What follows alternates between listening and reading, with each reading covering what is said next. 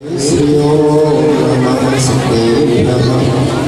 जय श्री ओम नमस्ते नमः।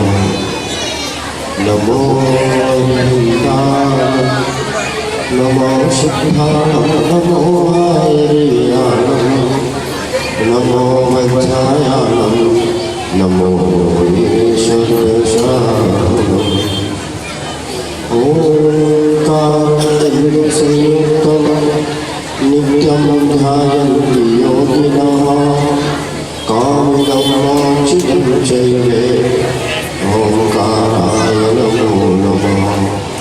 अविरल शब्दधरो प्रेक्षाशतल्पूतलकरङ्कः आवाज भी भाषातयुक्त सरस्वती हर्तवरुणा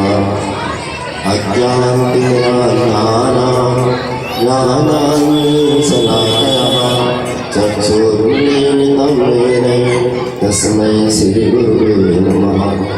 श्रीपरं गुरुवे नमः। श्रीपरम्पराचार्य गुरुवे नमः। सकलकलशीध्वंसकं श्रेषां परिवर्धकं धर्मसम्बन्धकं अभिजीवनं प्रतिबोधकारणम् पुण्यप्रकाशकं पापप्रणाशनम् इदं श्रीजिह्वाणीजीनामधेयम्।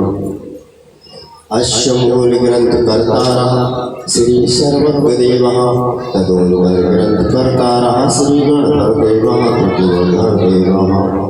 तेषां वचनानुसारेण आचार्यकुन्दकुन्दाम्नायानुसारेण निषिद्धं श्रोतारः सावधान्या श्रवणेयुः।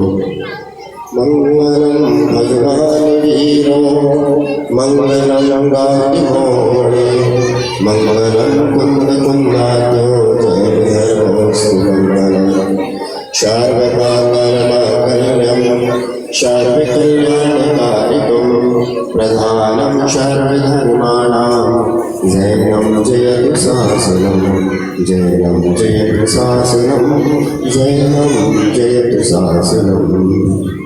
जो विरागी सर्वदर्शी बन गए स्वामी सर्वज्ञ होकर भी सदा आनंद रस में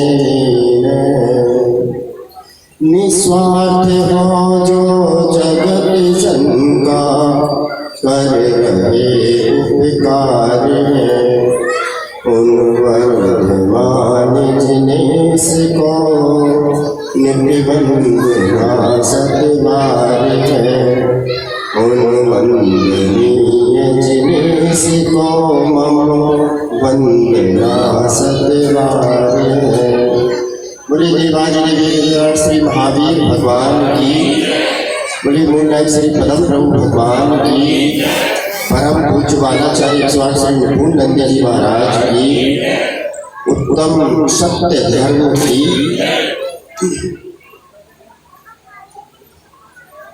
आज हम सभी 10 लक्षण धर्म की इस पावन लीला में उत्तम सत्य धर्म की चर्चा करने के लिए यहाँ पर बैठे हैं। विगत 4 दिनों में हम सबने उत्तम क्षमा मार्दव आर्दव और शौच धर्म की चर्चा सुनी। जब क्रोधादि दशाएं रहती हैं, क्रोध मान माया और लोभ, तब तक आचार्यों ने कहा कि सत्य धर्म प्रकट नहीं होता। सत्य धर्म को समझने की आवश्यकता है। सत्य क्या चीज है?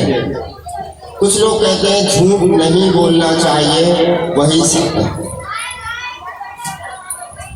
झूठ नहीं बोलना चाहिए वो सत्य है, ऐसी परिभाषा है। तो मेरा कहने का तात्पर्य है कि क्या सत्य धर्म के लिए भूलना आवश्यक है कि नहीं? जो कुछ नहीं बोलता है उसके सत्य धर्म होगा कि नहीं होगा? जैन दर्शन में भूलने के लिए 4 चीजें निर्धारित की गई। एक सत्य महाव्रत, दूसरा सत्य अणुव्रत, तीसरा भाषा समिति और चौथा वचन गुप्ति। ये 4 चीजें हैं, इसके अलावा थोड़ी कोई 5। सत्य महाव्रत का पालन मुनि महाराज करते हैं, जो सूक्ष्म से सूक्ष्म झूठ का भी त्याग करते हैं, वो सत्य महाव्रत है। दूसरा सत्य अणुव्रत, ये श्रावकों के लिए 12 व्रतों में एक व्रत है सत्य अणुव्रत। सत्य अणुव्रत का मतलब है स्थूल झूठ का त्याग करना, वो सत्य अणुव्रत। तीसरा उन्होंने कहा भाषा समिति। भाषा समिति का मतलब यदि बोलने की आवश्यकता हो तो हित मित और प्रिय बोले। हित जो दूसरे को अच्छा लगने वाला हो, मित माने संक्षेप में बोला जाए, और मित माने प्रिय। सबसे पहले हितकारी हो दूसरे का, दूसरा संक्षेप में कहा गया हो, और तीसरा प्रिय लगने वाला। और चौथे नंबर पर उन्होंने कहा वचन गुप्ति। अगर आवश्यकता ना हो तो बोला ही ना जाए, बोलने की जरूरत। इसलिए तो कहते मौन व्रत ले लो। मौन व्रत ले लो का मतलब क्या, कि जिससे कुछ बोलना ही ना पड़े। तो मुझे ये बताइए, सत्य वचन और सत्य धर्म ये 2 अलग अलग बातें है कि नहीं? सत्य धर्म आत्मा की अनुभूति होना है, सीधी बात। और सत्य वचन वो है जो हमने जैसा देखा है, जो वस्तु जैसी है उसको वैसा ही कहना, ये सत्य वचन। देखो प्रतीति में और उसकी अभिव्यक्ति में अंतर है। 2 लोग हैं, एक कबीरदास जी है और एक सूरदास जी। तुलसीदास जी है और कबीरदास जी है, दो अलग अलग कवि हैं। तुलसीदास जी जाते हैं बाहर भिक्षा मांगने के लिए। वो कहते हो माँ मुझे कुछ भिक्षा में दे दो। माँ आती है और उनको कुछ खाने के लिए भोजन दे देती, चली जाती। फिर कबीरदास जी आते हैं, वो अपनी अक्खड़ भाषा में कहते हैं, ओ मेरे बाप की पत्नी कुछ भिक्षा में दे दे। तो सत्य तो दोनों है। बाप की पत्नी कहो तो भी वही बात है, और माँ कहो, भावा तो दोनों का एक ही है। लेकिन एक जगह भाषा में इतनी मधुरता है कि वो उसको अच्छा लग रहा है, दूसरी जगह भाषा में इतनी कटुता है कि उसके मन को दुख रहा। यद्यपि सत्य दोनों जगह है, लेकिन एक जगह भाषा में मधुरता होने से वो सत्य हो जाता है, दूसरी जगह सत्य बोला हुआ भी असत्य की श्रेणी में आता है, क्योंकि दूसरे के मन को चोट पहुंचा। हमारे यहाँ का सनातन धर्म में कहा गया है सत्यम ब्रूयात प्रियम ब्रूयात, ना ब्रूयात सत्यम प्रियम। माने सत्यम ब्रूयात माने सत्य बोलो, प्रियम ब्रूयात और प्रिय बोलो। लेकिन उन्होंने कहा ना ब्रूयात सत्यम प्रियम, लेकिन अप्रिय सत्य भी मत बोलो। कई बार ऐसे होता है कि नहीं, दूसरे को अप्रिय सत्य बहुत अच्छा लगता है सुनाने में। जब हम किसी को सुनाते हैं ना तो उसकी झूठी प्रशंसा करो, कितना खुश हो, क्योंकि उसके मुंह पे जो प्रशंसा की जा रही है ना, तो उसको बढ़ाने के लिए। एक बार अकबर और बीरबल दरबार में बैठे, तो अकबर ने कहा कि भाई बैगन की सब्जी तो बहुत अच्छी होती, खूब प्रशंसा करी उसके बैगन की। तो बीरबल कहते हाँ महाराज बैगन तो बहुत अच्छा होता है, बेताज बादशाह है सब्जियों का, उसके ऊपर तो ताज भी रखा हुआ है, बहुत अच्छी सब्जी होती है। अब अकबर ने थोड़े दिनों में क्या किया, और सब कुछ छोड़ करके खूब जो है बैगन की सब्जी खाई। अब थोड़े दिनों में वो उसको बादी हो गई और बीमार पड़ गया। अब दरबार में आया, अपने साथी पकड़ करके लेके आए, कहता है बीरबल बैगन की सब्जी तो बहुत बेकार है, बहुत खराब होती है। अब कहते हाँ महाराज देखो बैगन की सब्जी तो बहुत ही खराब होती देखो इसकी व्याख्या में लिखा वैगुण, माने जिसमें कोई गुण ना हो उसे वैगुण कहते। यार उस दिन आप बड़ी प्रशंसा कर रहे थे बैगन की, और आज जो है उसकी आलोचना कर रहा हूं। तो महाराज मैं कोई नौकरी तो आपकी करता हूँ, बैगन की थोड़ी करता। आप कहोगे अच्छा है तो हम अच्छा कह देंगे, आपने कहा बुरा है तो बुरा। ऐसे ही लोग बाग जब दूसरे की प्रशंसा करते हैं तो उसको प्रिय लगता है, उसमें सत्य कम होता है लेकिन प्रिय होता है। देखो तीन चीजें ध्यान से सुनना। एक बार एक एकाक्षी राजा, एकाक्षी का मतलब समझ रहे होंगे। एकाक्षी मतलब जिसकी एक आंख थी। अगर आप नहीं कहोगे काना राजा था तो भाषा में थोड़ी कटता है कि नहीं, लेकिन एकाक्षी कहने का मतलब है जिनकी एक आंख थी। कई बार ऐसा होता है अगर किसी अंधे को आप अंधा कह दो तो उसको बुरा लगता है, बड़ी उसको तकलीफ होती है। लेकिन आप उसको ये कहो सूरदास जी आपकी आंखों में क्या तकलीफ है, तो उसको थोड़ा सा धैर्य बनता है, वो अपने सारी मन की पीड़ा को आपको कह देते। तो ऐसे एक एकाक्षी राजा थे, उन्होंने घोषणा करवाई अपने राज्य में कि जो चित्रकार सबसे सुंदर चित्र बनाएगा उसे राजकीय कोष से बहुत बड़ा पुरस्कार दिया जाएगा। अब ध्यान से सुनिए। अब 3 चित्रकार आए, उन्होंने सोचा कि मैं बहुत सुंदर चित्र बनाऊंगा और मुझे राजकीय पुरस्कार मिलेगा। पहला चित्रकार आया, उसने सोचा कि राजा ने कहा है जो सुंदर चित्र बना करके देगा उसे बहुत सारा पुरस्कार मिलेगा, क्यों ना मैं राजा का ही चित्र बना करके इनको भेंट करूं, राजा बड़ा खुश हो जाएगा। और उसने हूबहू राजा का चित्र बनाना चाहा।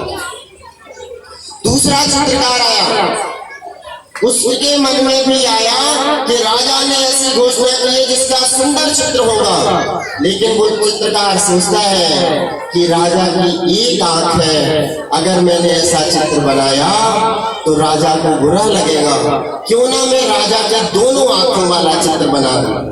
और उसने राजा के दोनों आंखों वाला सुंदर चित्र बना करके दिया। तीसरा चित्रकार आया, उसने भी मन में यही सोचा मैं भी राजा का चित्र बनाऊं। उसने अपनी सूझबूझ से राजा का चित्र उसने भी बनाया। अब जब समय पूरा हो गया, जितना समय दिया गया था, तो राजा अपने सैनिकों के साथ सारी सभा के साथ उन चित्रकारों का चित्र देखने के लिए जाता। पहले चित्रकार का चित्र देखा, उसमें देखता है राजा का हूबहू चित्र, एकदम जैसा राजा था वैसा।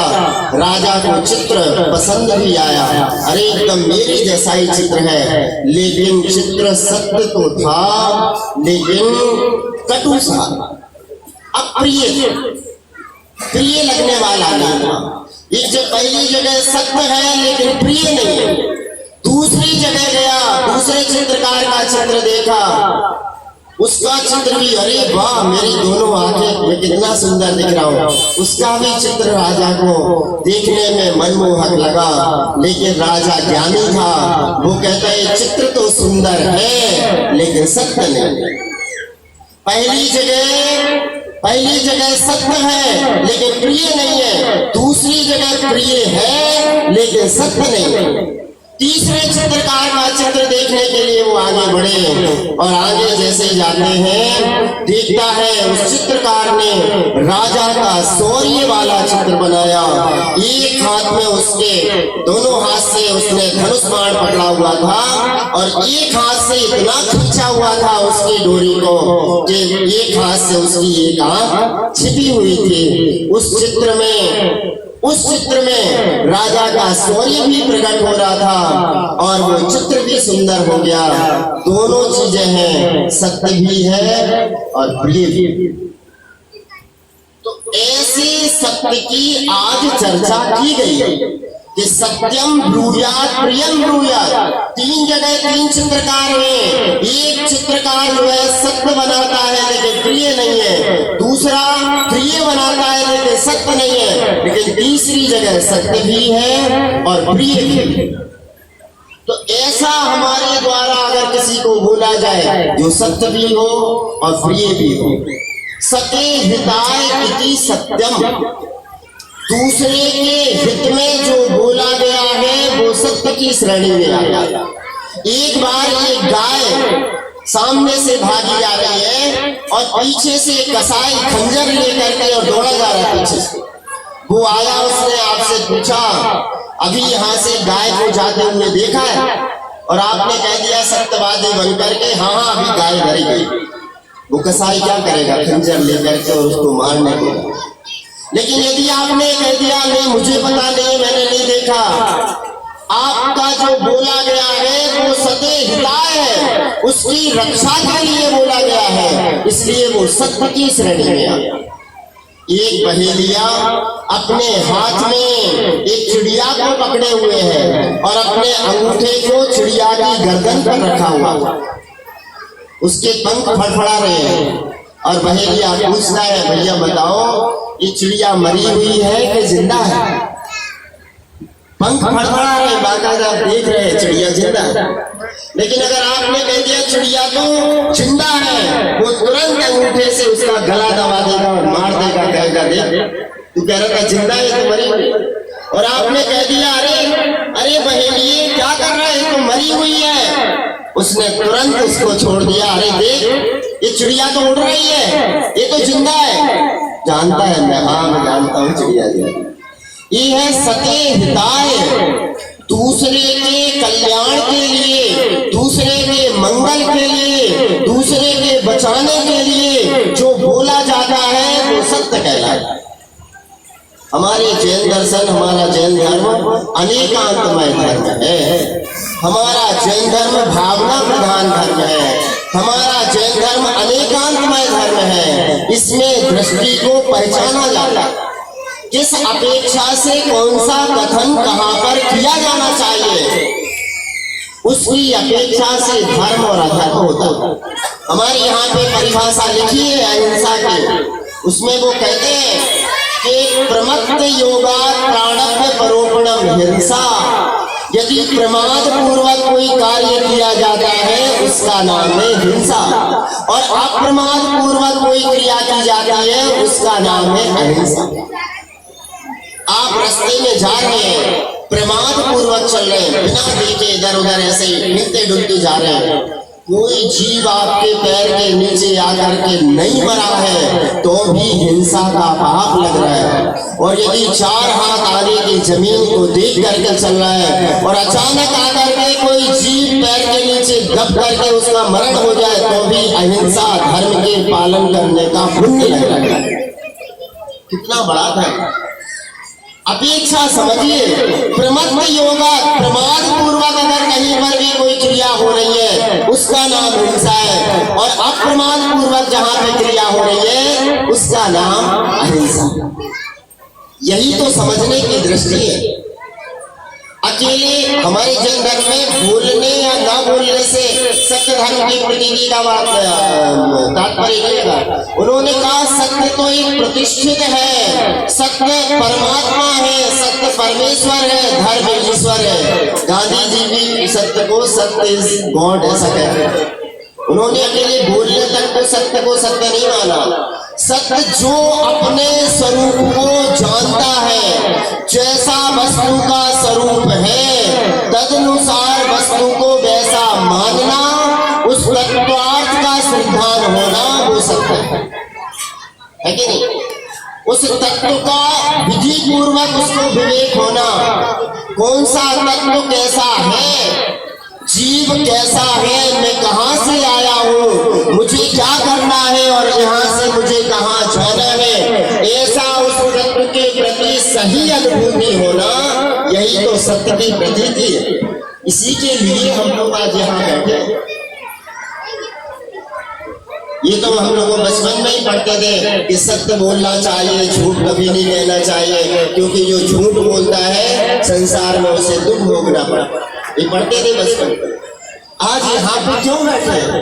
इसलिए जिनेंद्र भगवान के चरणों में बैठे हैं कि हे प्रभु, मुझे उस तत्वार्थ का श्रद्धान हो जो वस्तु जैसी आपने प्रतिभाषित की है, मुझे वैसी प्रतीति हो जाए, उसकी खोज के लिए मैं यहाँ पर आया। अरहंत भगवान ने 7 तत्वों का निरूपण किया। उन 7 तत्वों का जैसा का तैसा श्रद्धान होना, इसको सम्यक दर्शन कहते कि नहीं? और उस सम्यक दर्शन की प्रतीति होना, सम्यक दर्शन की अनुभूति होना, सम्यक दर्शन की प्राप्ति होना, इसी को आप ऐसे कहते हो कि सत्य की प्रतीति, अपनी आत्मा की अनुभूति होना, वो सत्य की प्रतीति। आज तक मुझे ये बताइए, कितने लोगों ने अपनी आत्मा की अनुभूति की है? बताओ, कोई है एक आध जिसने हाथ खड़ा करो, जिसने आत्मा की अनुभूति की? नहीं किसी ने नहीं की है। ठीक है, आप दुकान में बैठे हैं, कर लिया नहीं? आत्मा की अनुभूति वस्तुतः किसको होती है? जो सप्तम गुण स्थान वर्ती मुनि महाराज हैं, जो ज्ञान ध्यान और तप में लीन रहते हैं, वस्तुतः उनको ही होती है। ही बोल रहा हूं मैं, ही इसलिए बोल रहा हूं क्योंकि जो चतुर्थ गुण स्थान वर्ती श्रावक हैं, इनके अभी वो अनुभूति होती है। व्रतों का पालन करने वाले और जो पर्वतों की चोटियों पर बैठ करके तपस्या करते हैं, हम लोग पढ़ते कि नहीं? करते तपस्या नदी तट पर तल तल वर्षा की झड़ियों में। ऐसे मुनि महाराज जो गर्मी के समय में पर्वतों की चोटियों पर बैठ करके तपस्या करते हैं, बरसात के समय में पेड़ों के नीचे बैठ करके तपस्या करते हैं, और सर्दियों के समय में नदियों और समुद्र के किनारे पर बैठ करके जो तपस्या करते हैं। अरे इन बच्चों को करो, ऐसे जो तपस्या करते हैं, ऐसे उन मुनि महाराज की वसुधा आत्मा की अनुभूति होती है। धन्य है वे मुनि महाराज वसुधा जो इतना कठोर परिश्रम सह करके और अपनी आत्मा में ऐसा निखार लाते हैं, अपनी आत्मा को कुंदन बनाते हैं और अपनी आत्मा की प्रतीति के लिए प्रति समय सजग रहते हैं। एक समय भी देखो, मारवाड़ी अग्रवाल समाज के बीच में सुना रहा, क्योंकि ये लोग जो है जब व्यापार करते हैं तो इतने तन्मय हो जाते हैं, इतने तन्मय हो जाते हैं कि उसके सामने और कोई चीज दिखती नहीं।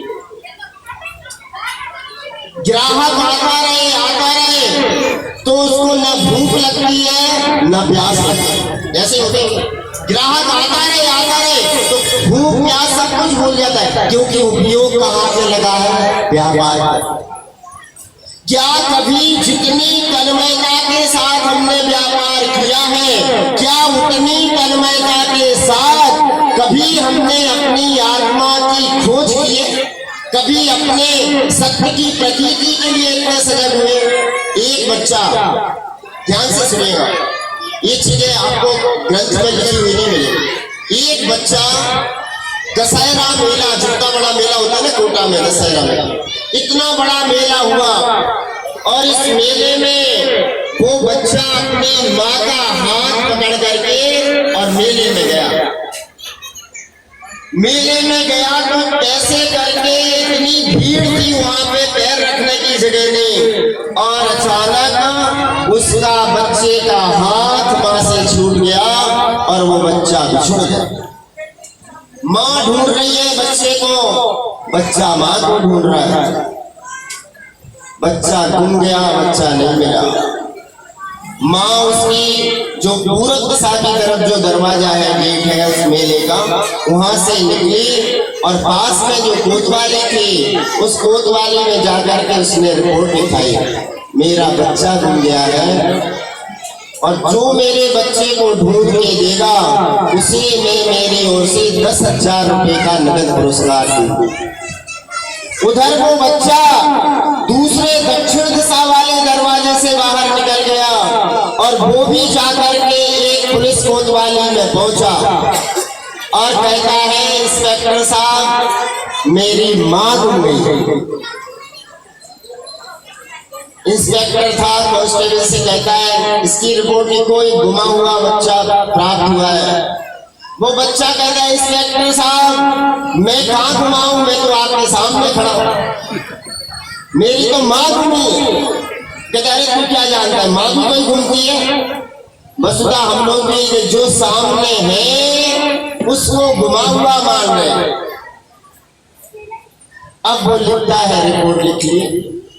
अब देखिएगा पहला प्रश्न इंस्पेक्टर पूछता है बेटा ये बता तेरा क्या नाम है। तो वो कहता है बच्चा मेरा नाम टिंकू है। अब वो इंस्पेक्टर कहता है इसी को अपना नाम ही पता नहीं। मम्मी का क्या नाम है मम्मी, पापा का क्या नाम है पापा। अरे ये तो कुछ जानता ही नहीं है। कहता नहीं इंस्पेक्टर साहब रोजाना मैं कहता हूँ मम्मी तो मम्मी सामने आ जाती है, मैं कैसे नहीं जानता हूँ मम्मी। मैं पापा को बुलाता हूँ पापा सामने आ जाते हैं और आपने तो जानते नहीं। नहीं तू नहीं जानता है ऐसे करके। फिर उसने पूछा अच्छा ये बताओ तुम्हारी माँ कैसी है, लंबी है कि ठिगनी है, गोरी है कि काली है, मोटी है या पतली है। वो बच्चा कहता है इंस्पेक्टर साहब मैंने अपने जीवन में पहली बार सुना है कि माँ भी 6 प्रकार की होती है। मैंने पहली बार सुना कि 6 प्रकार की माँ होती है, लंबी होती है, ठिगनी होती है, मोटी होती है, पतली होती है, गोरी होती है, काली। मैंने तो इंस्पेक्टर साहब हमेशा अपनी माँ को देखा है, ना माँ में गोरा काला देखा है, ना लंबी और पतली ठिगनी देखी है, ना मोटी पतली देखी है। एक बात बताओ मोटा या पतला किसी दो को सामने खड़ा करो तो अपेक्षा करते हो, गोरा या काला दो खड़े हो तो ये तो कह सकते हो। वो बच्चा तो कहता है मैंने तो हमेशा अपनी माँ को देखा। कितनी तन्मयता है उसकी अपनी माँ के साथ, कितना गहरा संबंध है। अब इंस्पेक्टर ने कांस्टेबल को कहा कि जाओ इस बच्चे को ले जा करके और मेले के सब दरवाजे बंद कर दो, सिर्फ एक दरवाजा खुला रखना और सारे लोगों को वहीं से निकालो। जो इसकी माँ होगी ये खुद अपने आप अपनी माँ को पहचानेगा। वसुधा संसार में चाहे कितने भी आपके सहाय हो, लेकिन जब भी आत्मा की खोज करोगे, जब भी आत्मा की अनुभूति होगी, स्वयं को ही करनी पड़ेगी। खड़ा हो गया वहां पे पुलिस वाला खड़ा है, एक महिला निकल रही है। वो बार बार कहता देख ये तेरी माँ है। नहीं इंस्पेक्टर साहब ये नहीं। फिर दूसरी ये तेरी माँ है। नहीं ये नहीं। फिर निकली ये तेरी माँ है। अब वो झुंझला करके कहता है बार बार क्या नाना कर रहा है। अरे तो जो उसकी नहीं है उसको यदि अपन जैसा हो यहाँ के व्यापारियों जैसा तो वो जो सुंदर सी महिला निकली हाँ यही है। लेकिन वसुधा जो नहीं है उसको वो ना बोल रहा है। सारी भीड़ निकल रही है धीरे धीरे, लेकिन उसकी मां नहीं दिखती। अब 1 घंटा हो गया, 2 घंटा, 3 घंटे हो गए। वो पुलिस वाला कहता है बेटा चलो पहले हम कुछ खा लेते हैं फिर अपनी मां को ढूंढ लेना। वो कहता है बेटा इंस्पेक्टर साहब यदि मैं खाने के लिए बैठ गया और इतनी देर में मेरी मां निकल गई तो मैं जीवन भर के लिए अनाथ हो जाऊंगा। मैं एक समय भी अपनी मां की खोज में इधर उधर नहीं कर सकता। देखो कितनी तन्मयता के साथ ढूंढ रहा है मां। हर एक को देख रहा है, हर एक महिला को देख रहा है, लेकिन वो हर एक में अपनी मां को देख रहा है।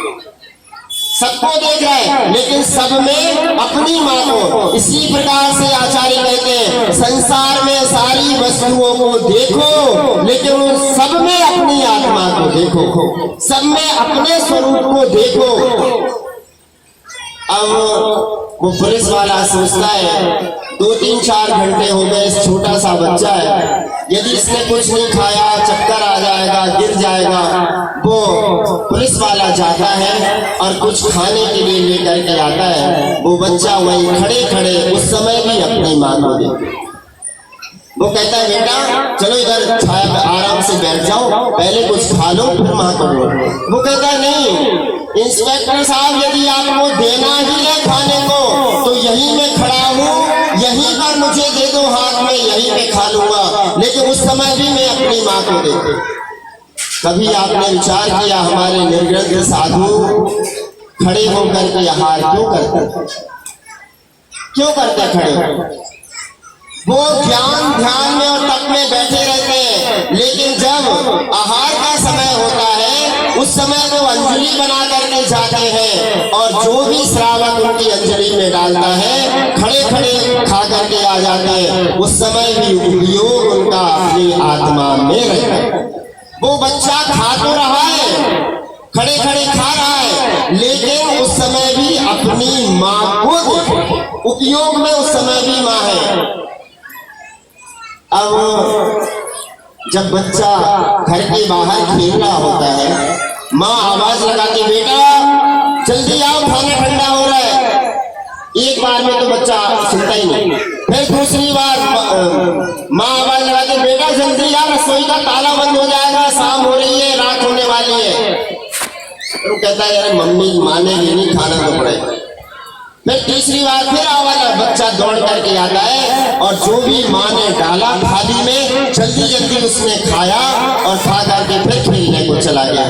अब इसकी माँ पूछते बेटा ये बता सब्जी में नमक था कि नहीं, सब्जी में नमक था कि नहीं? वो बच्चा कहता है मम्मी मुझे पता नहीं नमक था कि नहीं, मुझे तो ये था मेरे दोस्त ने कितने रन बना दिए। क्योंकि उसका उपयोग उस समय भी खेलने में है, पूरी तरह से उसका उपयोग खेलने में, खा जरूर रहा है लेकिन उपयोग खेलने में।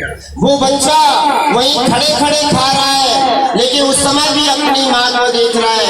अब शाम हो गई, सारी भीड़ वहां से निकल गई, सारी महिलाएं निकल गई, लेकिन उसकी मां नहीं। अब जब वो वापस जा रहा था, पुलिस वाला उसका हाथ पकड़ के वापस ले जा रहा था, उसी समय सामने से जिसकी आंखों से आंसू बह रहे हैं, जिसके बाल बिखरे हुए हैं, जिसका रो रो करके बुरा हाल हो चुका था, उसकी मां सामने से आती हुई दिखी। इधर बच्चे की दृष्टि जैसे ही मां के ऊपर पड़ी, वो तुरंत इंस्पेक्टर का हाथ झटक करके भाग करके सीधा अपनी मां के गले से लग जाता, सीधा अपनी मां के गले से चिपट जाता। वो पुलिस वाला वहां पे जाकर कहता है बेटा बता क्या यही तेरी मां? अब बताओ इस प्रश्न का क्या मतलब? स्वाभाविक वही उसकी मां है, क्योंकि जब उसे अपनी मां मिल गई तो एकदम ऐसा चिपट गया, तन्मय हो गया। उसी प्रकार से जिस दिन हमें अपनी आत्मा की अनुभूति हो जाती है, बाहर के सब पदार्थ फीके लग जाते हैं और अपनी आत्मा में सिर्फ अपनी आत्मा में रम जाता है और अपनी आत्मा से उसको इतनी प्रतीति हो जाती है। अब उसकी मां ने ये घोषणा की थी कि जो हमारे बेटे को हमसे मिलाएगा उसे 10,000 रुपए का नगद पुरस्कार दिया जाए। एक बात बताओ, आप लोगों की तरफ से पुरस्कार किसे मिलना चाहिए? माँ को, बच्चे को, पुलिस वाले को या और किसी को? किसे देना चाहते हो? बच्चे को और बच्चे को देना चाहते हो और कोई मम्मी को कोई नहीं देना चाहते और कुछ लोग पुलिस वाले को देना चाहते। बस क्या वो पुरस्कार किसे मिलना चाहिए? बच्चे ने खड़े होकर के जिसके निर्देशन में अपनी माँ की खोज की है, वसुधा उसका सारा क्रेडिट कहना चाहिए, सारा श्रेय कहना चाहिए। हमारे जो जिसके निर्देशन में उसने खोज की उसे देना चाहिए। श्रेय किसे मिलना चाहिए? अगर वो पुलिस वाला खड़ा रह करके उसकी रक्षा नहीं करता, क्या पता वो कहीं और भटक जाता। उसी प्रकार से जब हम अपने निर्ग्रंथ गुरुओं के शरण में बैठ करके और आराधना करते हैं, जब आत्मा की खोज करते हैं, तो वस्तुतः हमें वो उसकी प्राप्ति होती है और उसका सारा श्रेय हम अपने गुरु को देते हैं। उसी प्रकार से उस पुलिस वाले के निर्देशन में खड़े रह करके उसने अपनी मां को खोजा, इसलिए वो पुरस्कार का हकदार भी वही पुलिस वाला। क्यों साहब? देखो पुलिस वाले बहुत तालियां कहने का तात्पर्य ये है, आज जो मैंने ये दृष्टांत सुनाया ये किसी ग्रंथ में लिखा हुआ है। मैं ये कहना चाहता हूँ कि जितनी तन्मयता के साथ, जितना सब कुछ बाहरी विकल्प छोड़ करके वो बच्चा अपनी माँ की खोज में लगा है, जिस प्रकार से आप भूख प्यास आदि की चिंता छोड़ करके अपने व्यापार में लगे हो, उसी प्रकार से जिस दिन आप ये सोचोगे कि आज अब मुझे अपनी आत्मा की प्रतीति करनी है और बाहर के सारे विकल्प छोड़ करके जिस दिन उसके समान आत्मा की खोज करोगे, तो आत्मा की प्राप्ति हुए बिना भी नहीं रहेगी। लेकिन अभी हमारा पुरुषार्थ उस ओर अच्छी तरह से नहीं है, अभी हमारा उपयोग दूसरे कार्यों में लगा है, इसलिए हमें अपनी आत्मा की उस सत्य की प्राप्ति नहीं हो पा रही। उस सत्य की प्रतीति के लिए, सत्य की अनुभूति के लिए, उस आत्मा के लिए अभी हमें बहुत पुरुषार्थ करना। जो सत्य के साथ रहता है हमेशा सत्य उसका कभी भी साथ नहीं छोड़े। जो सत्य को हमेशा लेकर के चलता है, देखो सत्य परेशान हो सकता है, सत्य वाला व्यक्ति कभी दुखी भी हो सकता है, लेकिन आखिरी में विजय तो सत्यवादी की ही होती है। सत्य वाला व्यक्ति हमेशा उन्नति को प्राप्त करता है। महाराजा हरिश्चंद्र अपने मार्ग पर डटे रहे और कितने भी दृष्टांत आते हैं जिन्होंने सत्य का साथ दिया, वो थोड़े परेशान जरूर रहे, दुखी जरूर रहे, लेकिन हमेशा हमेशा उन्होंने विजय को प्राप्त की। एक राजा उसने घोषणा की, बस अंतिम सुना करके एक राजा उसने घोषणा की कि हमारे राज्य में जो बाजार लगता है, उस बाजार में शाम तक जो भी वस्तु नहीं बिके, जो वस्तु बिके नहीं, उसको अपने राज्य कोष से खरीद ली जाए। राजा की घोषणा थी कि जो वस्तु बिके नहीं उसको खरीद लेना है राजकोष से। अब एक दिन एक शनि महाराज की मूर्ति रह गई बाजार में। सैनिक लोग गए, महाराज सब कुछ बिक गया लेकिन एक शनि महाराज की मूर्ति है।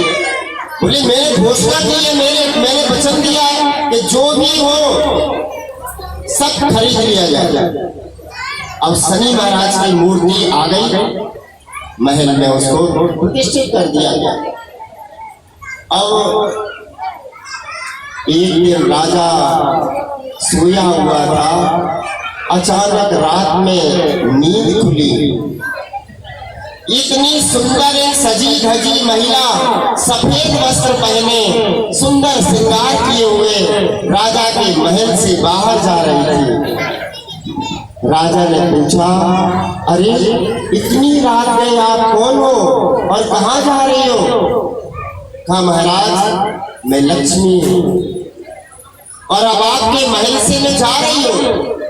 जिसके घर में शनि हो उसके घर में लक्ष्मी का क्या काम? महाराज मैं तो जा रही हूँ आपके घर से।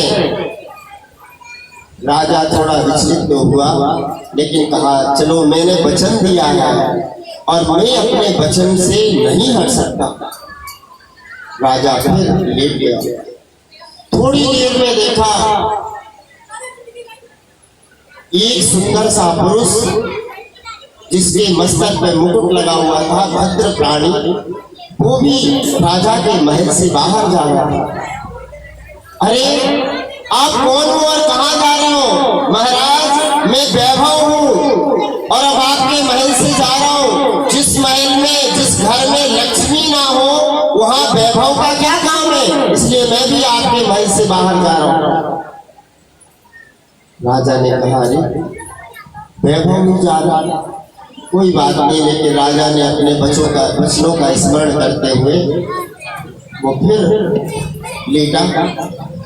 थोड़ी देर में उसने देखा एक और महिला सुंदर, वस्त्र एकदम सुंदर, श्रृंगार किए हुए उसके महल से बाहर जा रही है। अरे इतनी रात में आप कौन हो और कहाँ जा रहे हो? महाराज मैं कीर्ति हूँ, मैं कीर्ति हूँ और जिसके महल में लक्ष्मी ना हो, वैभव ना हो,